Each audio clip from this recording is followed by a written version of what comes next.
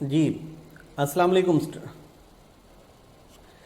जी students, last video में आपने इस क्वेश्चन को देखा, आपने सॉल्व कर लिया होगा। अब आपने जिस तरह से सॉल्व किया है ये आपको पता है, ठीक है। अब हमने इसको शॉर्ट टाइम में कैसे सॉल्व करना है, यही तो टेक्निक्स हैं कि आप एग्जैक्ट आंसर तक कैसे पहुंचते हैं, ठीक है।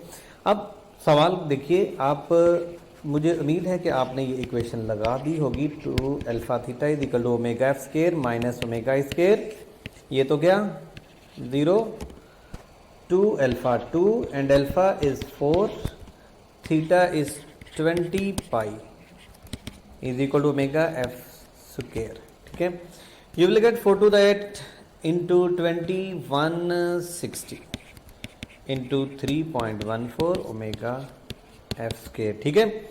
सवाल ये पैदा होता है कि अब इस तरह की वैल्यू का रूट कैसे फाइंड आउट करना है।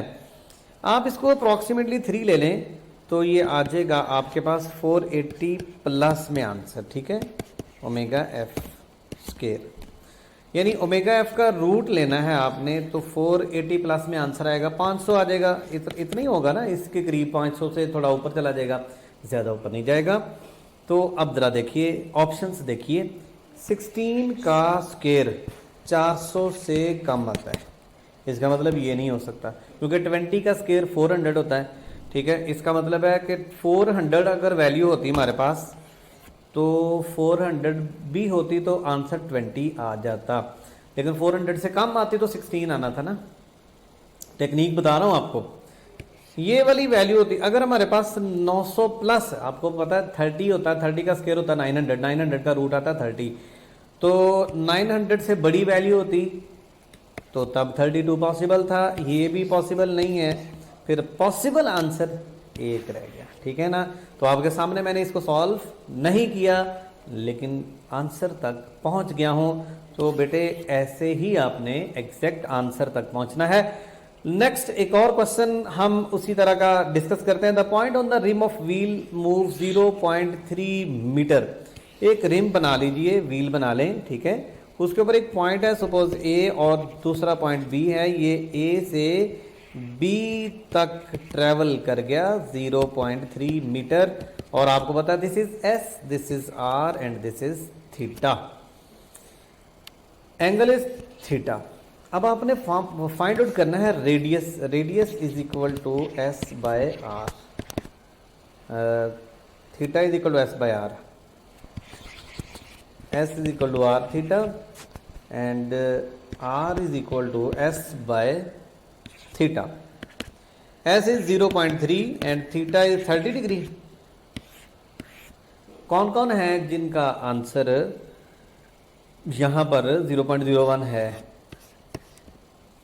आपको पता है कि ये जब फार्मूला अप्लाई करना है तो रेडियन में होना चाहिए एंगल, तो 0 R is equal to S 0.3, 30 degree को कन्वर्ट करें pi over 180 pi by 6, pi by 6, तो r is equal to 0.3 into 6 over pi, answer will be alpha.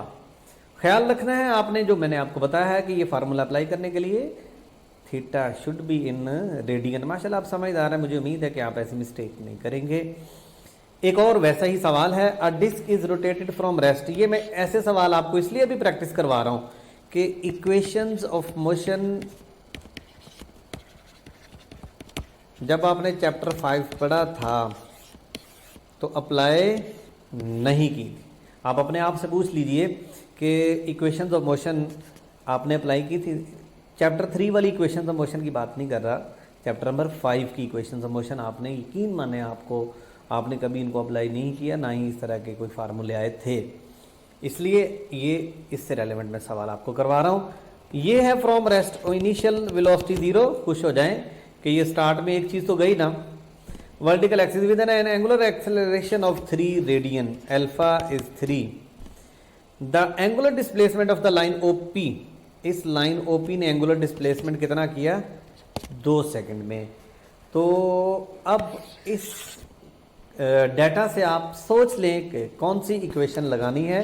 Video को रोक दें और विद इन 45 सेकंड इसका आंसर दीजिए, और फिर उसके बाद आप देखेंगे कि ये बड़ी आसानी से इक्वेशन, इन इक्वेशंस को आपने पहले कभी अप्लाई नहीं किया हुआ, इसलिए आप इनको सीख लें। ये तो हो गया ख़त्म, ये तो फारिग हो गया। बाकी क्या रह गया, half alpha is 3 and T is 2, 2 का स्क्वायर 4, 4 3 ज़ा 12, 12/2 6। हम आंसर तक पहुंच गए बड़ी आसानी से। अब हम बड़ा ही इंपॉर्टेंट टॉपिक इस यूनिट का पढ़ने जा रहे हैं, that is centripetal force. Centripetal force खुद बता रही है, सेंट्रीपिटल फोर्स टुवर्ड्स सेंटर,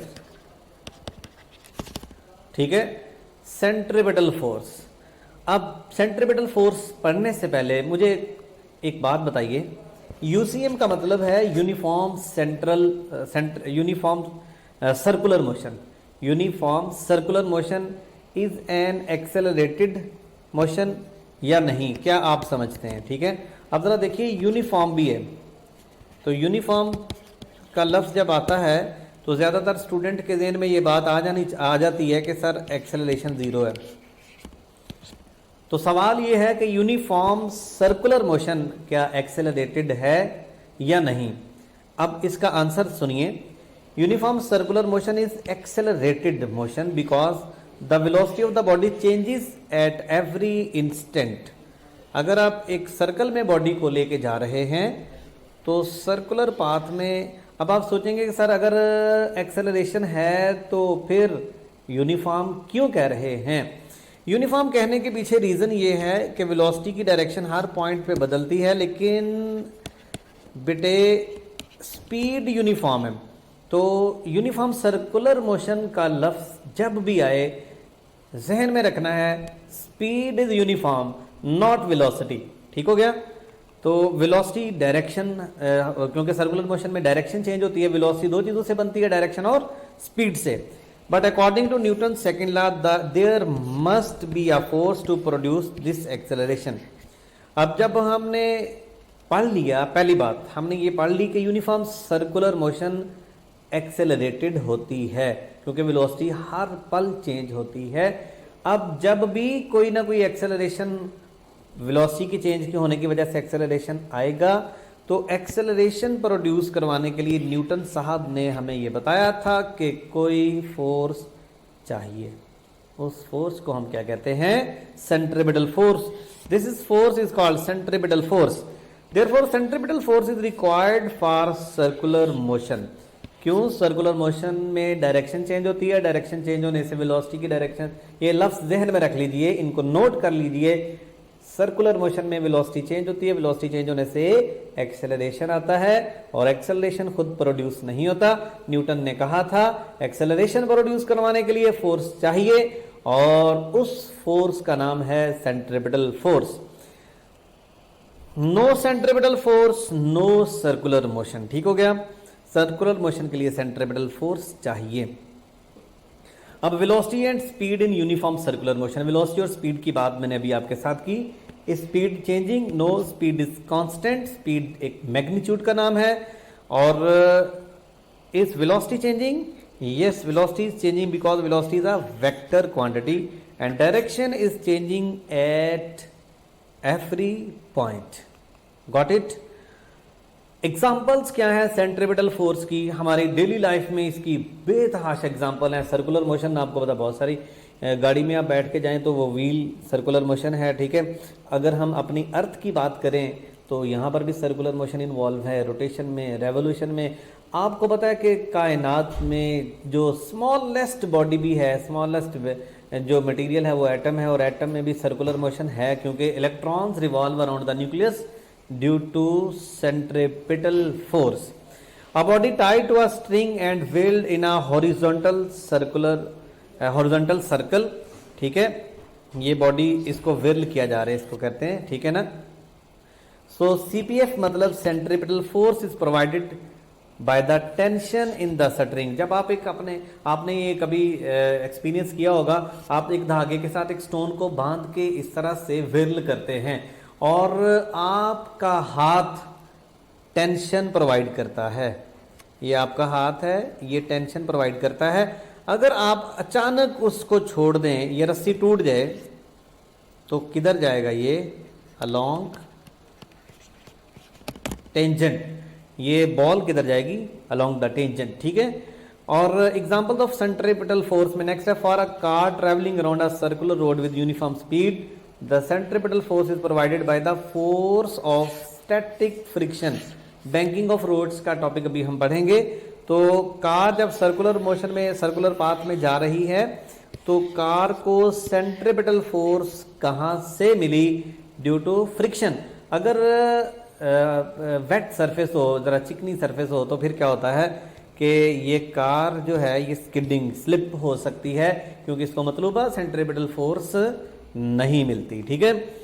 इसके अलावा और भी एग्जांपल देते हैं, in case of electrons revolving around the nucleus, electrons को coulomb force centripetal force provide करती है, electrostatic force of attraction between the nucleus and the electrons.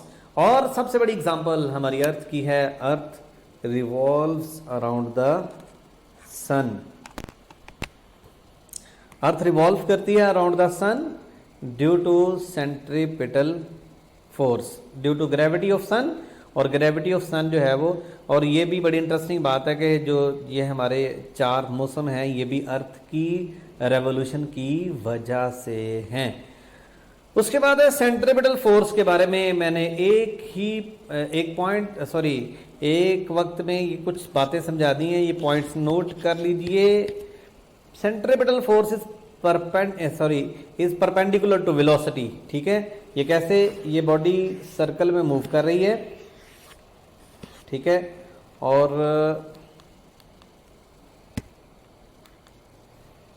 Centripetal force कहां से,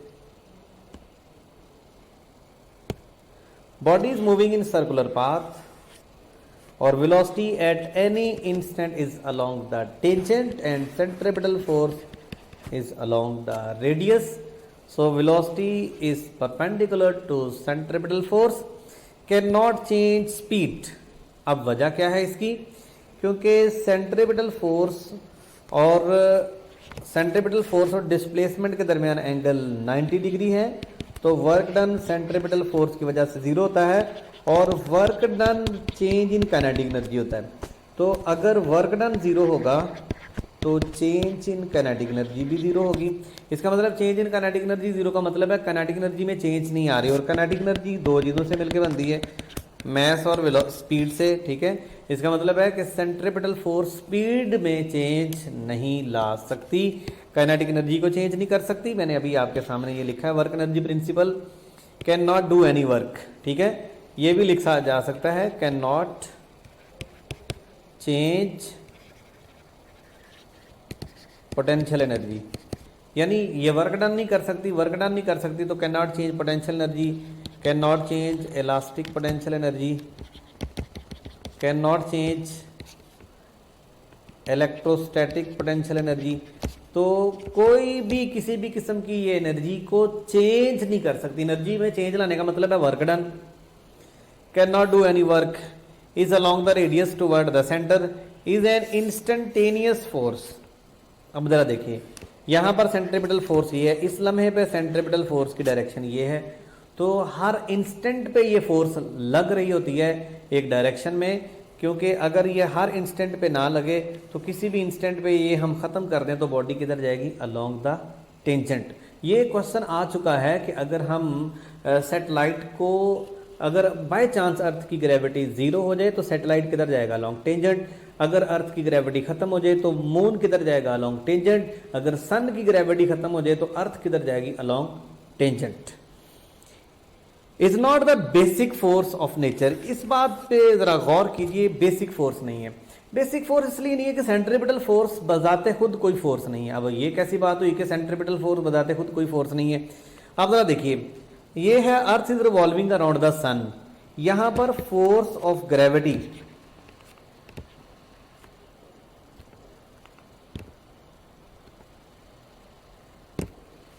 यहां पर force of gravity centripetal force provide करती है, ठीक है। और इसी तरह इलेक्ट्रॉन्स की बात हम करें तो वहां पर फोर्स ऑफ ग्रेविटी कहां से आती है, इलेक्ट्रोस्टैटिक फोर्स है। इसका मतलब है कि सेंट्रीपिटल फोर्स बताते खुद कोई फोर्स नहीं है, बल्कि कोई बेसिक फोर्स सेंट्रीपिटल फोर्स का रोल करती है। जैसे ये कार की मैंने एग्जांपल दी, कार में सेंट्रीपिटल फोर्स कौन प्रोवाइड कर रही है? फ्रिक्शन। तो फ्रिक्शन एक्चुअली फोर्स फ्रिक्शन है और उसी का नाम हमने क्या रख दिया? Centripetal force. ठीक है, अब सेंट्रीपिटल फोर्स के फार्मूला की बात करते हैं। सेंट्रीपिटल फोर्स का फार्मूला है Fc is equal to mv²/r। ठीक है, अब यहाँ से आप लिख सकते हैं सेंट्रीपिटल एक्सेलरेशन का फार्मूला, दैट इज v²/r। अब इस फार्मूला में मैं चेंज लाने जा रहा हूँ। You know v is equal to r omega, you will get Fc is equal to m/r⍵²। अगर आप वो वाली वैल्यू पुट कर देंगे तो सेंट्रीपिटल फोर्स का ये फार्मूला आ जाएगा। अब इन दो फार्मूला से अलग अलग कंक्लूजन हैं। फ्रॉम वन, इस इक्वेशन से हम ये कह सकते हैं इफ मैस इज, मैस तो बॉडी का कांस्टेंट ही होता है। ठीक है, तो मैस तो अंडरस्टूड कांस्टेंट है। इफ v क्या है? Linear velocity is constant, centripetal force inversely proportional है रेडियस के। जितना बड़ा रेडियस होगा उतनी सेंट्रीपिटल फोर्स कम होगी। सेंट्रीपिटल फोर्स कम जरूरत होगी। मसलन आपने कभी एक्सपीरियंस किया है कि आप इस तरह से टर्न ले रहे हैं, ठीक है, और आप अपनी स्पीड को रिड्यूस कर देते हैं। ठीक है, लेकिन सपोज आप स्पीड को रिड्यूस नहीं करते, आप कहते हैं मैंने स्पीड कांस्टेंट रखनी है और मैंने आगे मोड़ आ रहा है, मैंने टर्न भी लेना है और उस टर्न पे जाके मैंने अपनी स्पीड को चेंज नहीं करना। आप करतब दिखाने के मूड में हैं, तो फिर क्या करेंगे आप? अब जरा देखिए, अगर तो है मोड़ बढ़ाइए, यानी छोटा सर्कल बन रहा है, ठीक है, और अगर ये बड़ा सर्कल है, अगर तो ये बड़ा मोड़ है तो आप ज़्यादा स्पीड में भी ये कर लेंगे। ठीक है, क्योंकि जितना बड़ा रेडियस है उतनी कम चाहिए सेंट्रीपिटल फोर्स, फ्रिक्शन ये काम बखूबी कर लेगी। लेकिन अगर आप बड़ा ख़तरनाक मोड़ मुड़ रहे हैं तो फ्रिक्शन आपको इतनी ज़्यादा सेंट्रीपिटल फोर्स प्रोवाइड नहीं कर सकेगी और इंशाल्लाह स्लिप होके अगर साथ खेतों में जाएंगे। और इसलिए ये एप्लीकेशन हम ये याद रखना है, ये हमारी डेली लाइफ में अप्लाई होती है ये बात। तो अगर वेलोसिटी को आप कांस्टेंट रखना चाहते हैं तो सेंट्रीपिटल फोर्स का ये रिलेशन है। यहां से आप लिख सकते हैं F1/F2 R2/R1। अब इस तरह से अगर हम इक्वेशन 2 से कंक्लूड करना चाहें तो क्या होगा? Fr is equal to mr⍵²। सवाल आ जाता है if omega is constant, this is not linear velocity, this is angular velocity, then centripetal force is directly proportional to radius. ये रेडियस के डायरेक्टली प्रोपोर्शनल है और आप लिखेंगे F1/F2 R1/R2।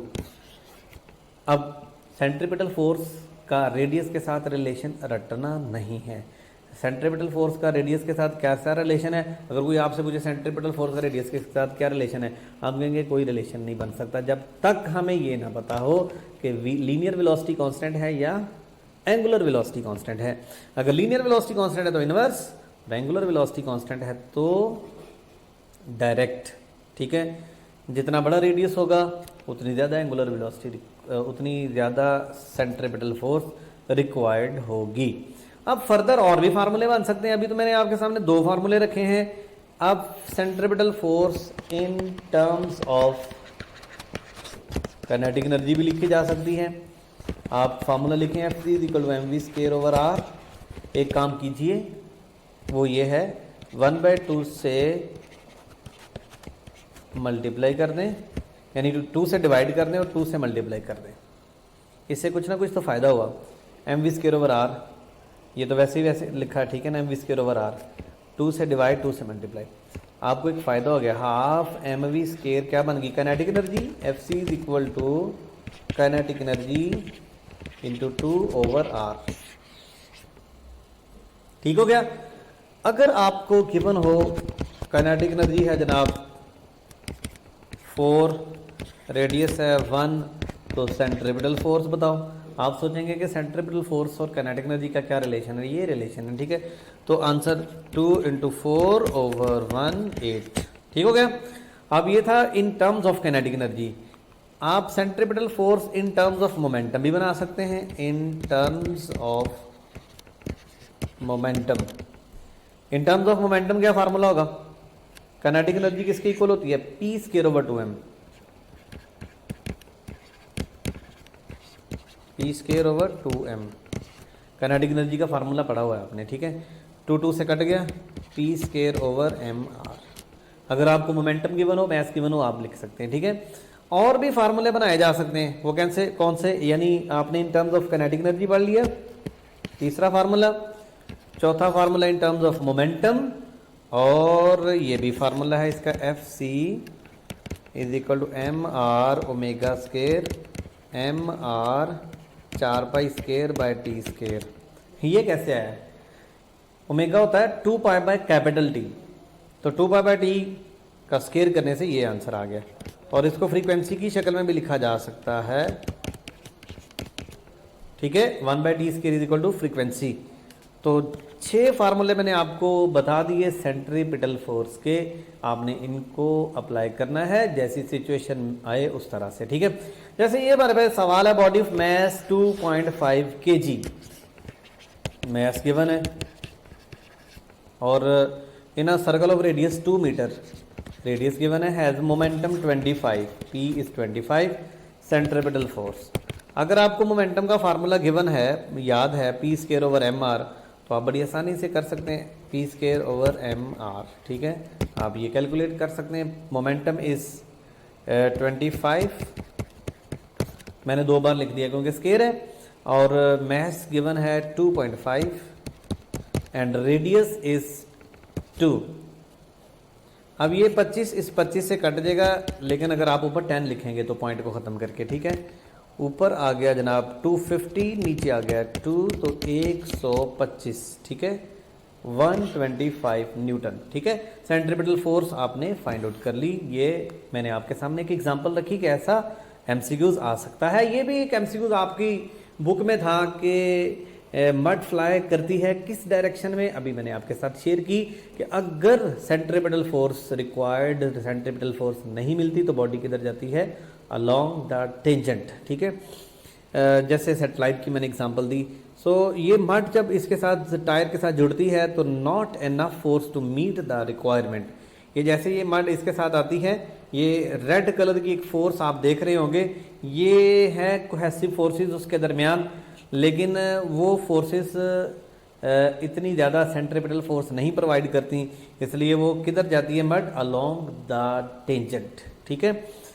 सेंट्रीपिटल फोर्स से रेलेवेंट एक और एमसीक्यू है, आपने वीडियो को पॉज करना है और मुझे आंसर चाहिए आपसे। जब भी कोई एमसीक्यू आता है, ये आपकी प्रैक्टिस के लिए एमसीक्यू होते हैं, लेकिन इससे पहले कि मैं आपको इसका आंसर दूं, आपने खुद इसको सॉल्व करना है।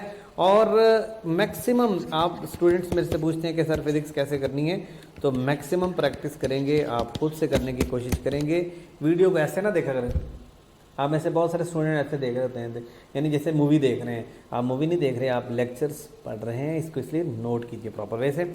2 particles of equal message revolving in a circular path of radius r1 and r2।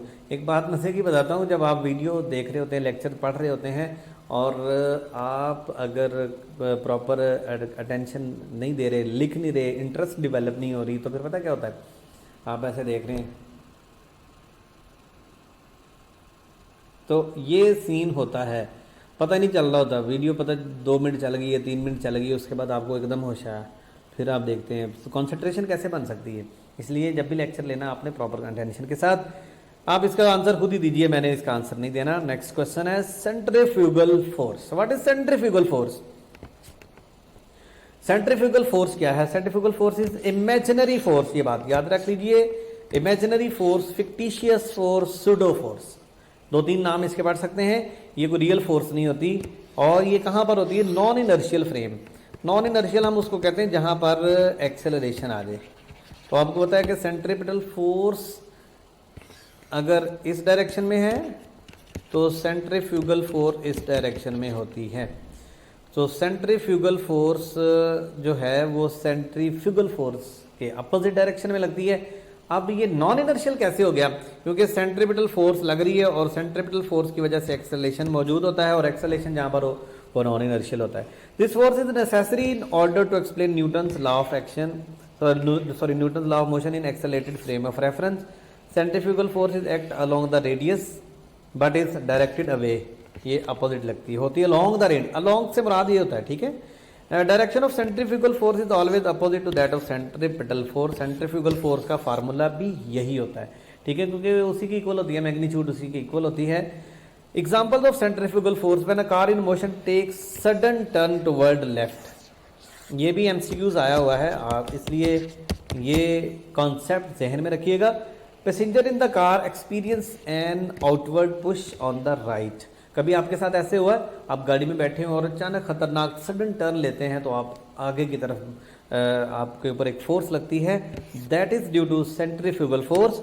The children sitting in a merry go, कभी आपका एक्सपीरियंस हुआ मैरीगो राउंड में तो आपने वहाँ पर भी ऑब्जर्व किया होगा कि इसमें भी सेंट्रीफ्यूगल फोर्स एक्ट करती है जो आउटवर्ड लगती है।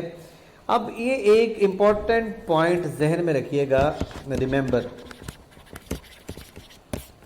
Centripetal and centrifugal force do not constitute an action reaction pair, ये एक्शन रिएक्शन पेयर नहीं होती। ये क्यों एक्शन रिएक्शन पेयर नहीं होती, इसका जवाब मुझे आपसे चाहिए, ठीक है ना, वाई, ठीक है। अब आप में से बहुत सारे स्टूडेंट मुझे इसके आंसर देते हैं। एक इससे पहले भी मैं एक सवाल पूछ चुका हूँ कि वर्क डन क्यों स्केलर क्वांटिटी है, 2-3 स्टूडेंट्स ने मुझे प्रॉपर आंसर दिया, ज़्यादातर ने मुझे वर्क डन का आंसर दिया सर ये डॉट प्रोडक्ट है 2 वेक्टरों का, इसलिए 2 वेक्टरों का डॉट प्रोडक्ट स्केलर होता है। बेटा ये वो तो मैथमेटिकल है, मैंने सवाल पूछा था फिजिकल इंटरप्रिटेशन का, तो मैं अगली वीडियो में इसका आंसर भी दूंगा, ठीक है। और एक तो ये भी रीज़न है for action reaction for both force must be real, ये तो आपको यहीं से जवाब मिल गया, लेकिन जवाब कुछ और है जो मैं आपसे एक्सपेक्ट कर रहा हूँ कि सेंट्रीपिटल फोर्स और centrifugal force they are not action reaction forces, ठीक है। और ये है banked roads. Banking of road क्यों होती है? आपने कभी ऑब्जर्व किया है कि जब आप स्पेशली माउंटेन एरियाज में मरी आप गए हो तो आपने देखा हो वहाँ पर जो खतरनाक टर्न होते हैं वहाँ पर ये बड़े क्लियर नजर आ रहे होते हैं। The process of raising the outer edge of a road over the inner edge through a certain angle is known as banking of road. Banking of road इसलिए होता है to provide necessary centripetal force to the cars to the vehicle. जो भी गाड़ी है देखें ये turn ले रहा है और ये टर्न स्पीड से ले रहा है, तो ये है आउटर एज जो है इसका, और ये एक जैसा लेवल नहीं है, ठीक है ना, आउटर एज को रेज किया हुआ है, ठीक है। उसके बाद ये भी है when car is moving along a curved road it is performing circular motion. Circular motion में हमें चाहिए होती है फ्रिक्शन, और फ्रिक्शन तभी मैक्सिमम मिलती है, अगर फ्रिक्शन ना मिलेगी तो कार सीधा जाएगी, स्किडिंग होगी, स्लिप होगी, और फ्रिक्शन प्रोवाइड करने के लिए बैंकिंग ऑफ रोड का रोल मैंने आपको बता दिया। इसके बाद हम नेक्स्ट टॉपिक पढ़ते हैं। फिलहाल ये लेक्चर यहाँ पर एंड करते हैं और अगली वीडियो में बड़ा ही इम्पॉर्टेंट टॉपिक हम डिस्कस करने जा रहे हैं, मोशन इन वर्टिकल सर्कल।